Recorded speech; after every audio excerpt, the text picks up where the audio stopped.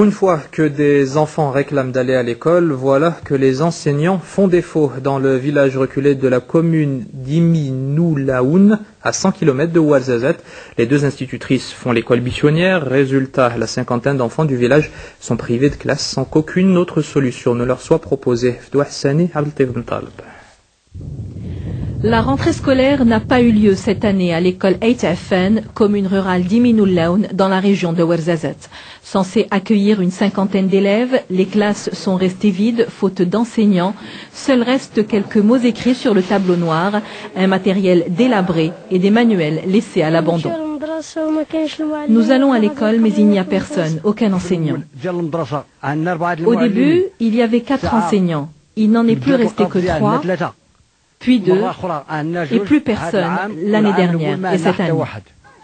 Et dire que la lutte contre la déperdition scolaire est érigée en priorité nationale, les enfants de la région auraient du mal à le croire, privés d'école depuis plusieurs mois. 6 niveaux n'ont pas encore repris les cours cette année. Nous avons contacté le directeur puis la délégation de l'enseignement. Ils nous ont assuré de l'arrivée prochaine d'enseignants, mais toujours rien. Lors du dernier dialogue social avec les syndicats, nous avons annulé l'affectation de l'enseignante qui vient de Toundout. Mais la seconde enseignante doit normalement être en poste. Malheureusement, elle n'est pas en fonction et envoie régulièrement des certificats médicaux.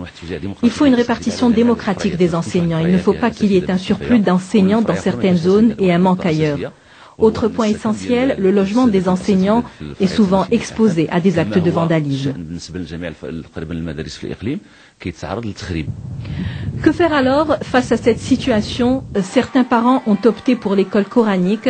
Pour ce qui est des fillettes, les plus exposées au fléau de l'abandon scolaire, les voilà de nouveau de corvée, contraintes d'aller ramasser le bois et de vaquer aux occupations ménagères.